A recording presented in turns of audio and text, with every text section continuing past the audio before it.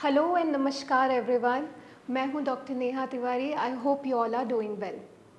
आज इस वीडियो में एक क्वेश्चन को एड्रेस करने वाले हैं हम। काफ़ी सारे लोग जब हमारे ओपीडी में विज़िट करते हैं लिवर संबंधित समस्याओं के लिए, तो उनका सवाल होता है कि वज़न तो बिल्कुल ठीक था, कभी ओवरवेट नहीं रहे, कभी मोटापा नहीं रहा, तो फिर फैटी लिवर कैसे हो गया। तो आज इसी बात को हम डिस्कस करेंगे कि क्यों नॉर्मल वेट रहते हुए भी रिपोर्ट्स में पेशेंट्स को फैटी लिवर मिलता है। देखिए, फैटी लिवर क्या होता है मैं प्रीवियसली बहुत सारे वीडियोस में समझा चुकी हूँ। एक छोटा सा यहाँ पे हम रिवीजन करते हैं।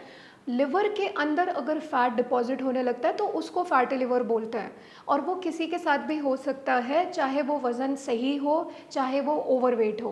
तो आपका ये डायरेक्ट कोई रिलेशन नहीं होता कि अगर कोई मोटा है तो डेफिनेटली उसको फैटी लिवर होगा और कोई पतला है तो उसे फैटी लिवर हो ही नहीं सकता। ये एक मिथ है। अभी फैटी लिवर के पीछे क्या कारण हो सकते हैं ऐसे लोगों में जिनका वज़न नॉर्मल है, उसके बारे में थोड़ा सा जानते हैं। सबसे पहली चीज़ आपको ये देखने को मिल सकती है कि उनका वेट तो नॉर्मल है लेकिन उनका जो डाइट है वो सही नहीं है। मतलब बहुत ज़्यादा कैलोरी इनटेक वो रखते हैं, हैवी टू डाइजेस्ट चीज़ें, भारी चीज़ें जो पचने में रहती हैं उनको खाते हैं, लेकिन लैक ऑफ एक्सरसाइज भी नहीं करते। तो बहुत ज़्यादा गलत खान पान अगर रहे, तला भुना ज़्यादा रहे, आसानी से पचने वाला खाना ना हो, बहुत ज़्यादा नॉनवेज का इस्तेमाल हो, तो ये धीरे धीरे करके फ़ैट के रूप में लिवर के अंदर डिपॉजिट होता रहता है। इसके साथ लैक ऑफ एक्सरसाइज, इसलिए मैंने बोला क्योंकि जितना खाना ले रहे हैं अगर उस हिसाब से एक्सरसाइज नहीं करते, बॉडी का वो मूवमेंट नहीं रहता, तो वो सारा कैलोरी जो होता है वो डाइजेस्ट नहीं हो पाता और वो लिवर के अंदर फिल अप होता रहता है। तो ये एक कारण है। दूसरा ये भी हो सकता है कि पारिवारिक रहा हो, मतलब जेनेटिकली उनके फैमिली में फैटी लिवर की हिस्ट्री और भी लोगों में पाई गई हो, ये भी मिल सकता है।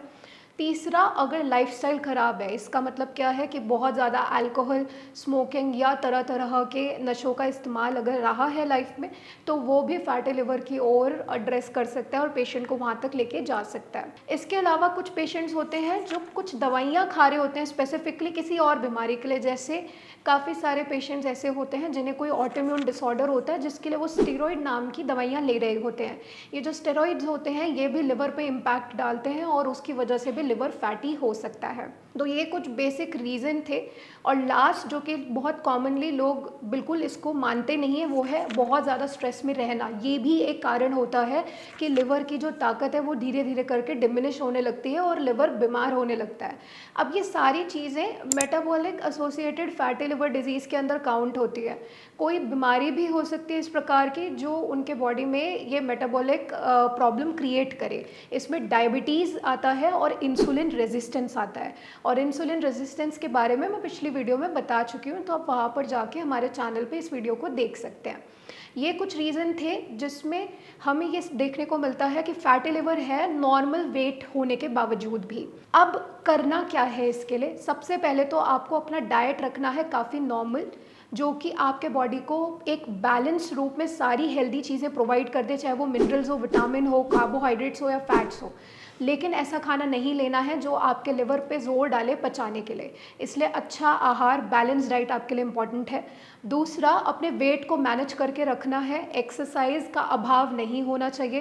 एटलीस्ट हफ्ते में 3 से 4 दिन आप एक्सरसाइज को इंक्लूड कीजिए, जिसमें कार्डियो और डीप ब्रीदिंग एक्सरसाइजेस के कॉम्बिनेशन को आप यूज़ कर सकते हैं। और अगर कुछ ऐसा प्रीवियस ट्रीटमेंट चल रहा है तो उसके लिए आप अपने डॉक्टर से बात करें कि वो आपको रेकरेंट स्टेरॉयडल ट्रीटमेंट पे या और ऐसी दवाइयाँ जो हिपैटोटॉक्सिक होती हैं, मतलब लिवर पे जोर डालती हैं, उन दवाइयों पर ना रखें।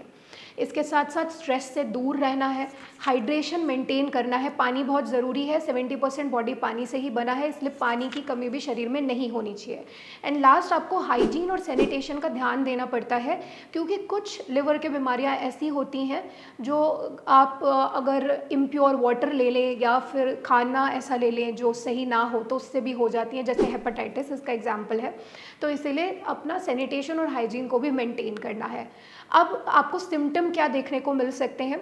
वज़न आपका ठीक है तो आपका नज़रिया नहीं होता है कि आपका लिवर में कुछ इशू हो सकता है, तो आप कुछ सिम्टम देख सकते हैं। जैसे कि राइट साइड के एब्डोमेन एरिया में अगर बहुत ज़्यादा पेशेंट को डिस्कम्फर्ट फील होता है, कुछ खाने के बाद हल्का सा ब्लोटिंग हो जाता है बॉडी में, अगर ऐसा कुछ मिलता है, और अनएक्सप्लेन्ड फटिगेबिलिटी, मतलब आपको पता नहीं है बट आप थकाव महसूस करते हैं, अगर ऐसे कुछ लक्षण हैं तो ज़रूर अपने लिवर की जांच कराइए, क्योंकि हो सकता है कि नॉर्मल वेट होने के बावजूद भी लिवर जो है वो फैटी होता जा रहा है। अब सब आप अपना ख्याल रखिए। नेक्स्ट वीडियो में मिलेंगे एक न्यू टॉपिक के साथ। अगर इस वीडियो से संबंधित कोई भी सवाल है तो नीचे कॉमेंट सेक्शन में आप पूछ सकते हैं, और लिवर संबंधित कोई भी दिक्कत है तो नीचे दिए गए नंबर पर संपर्क कर सकते हैं और हमारी टीम के साथ जुड़ के अपने लिए सही चुनाव कर सकते हैं इलाज का। नमस्कार।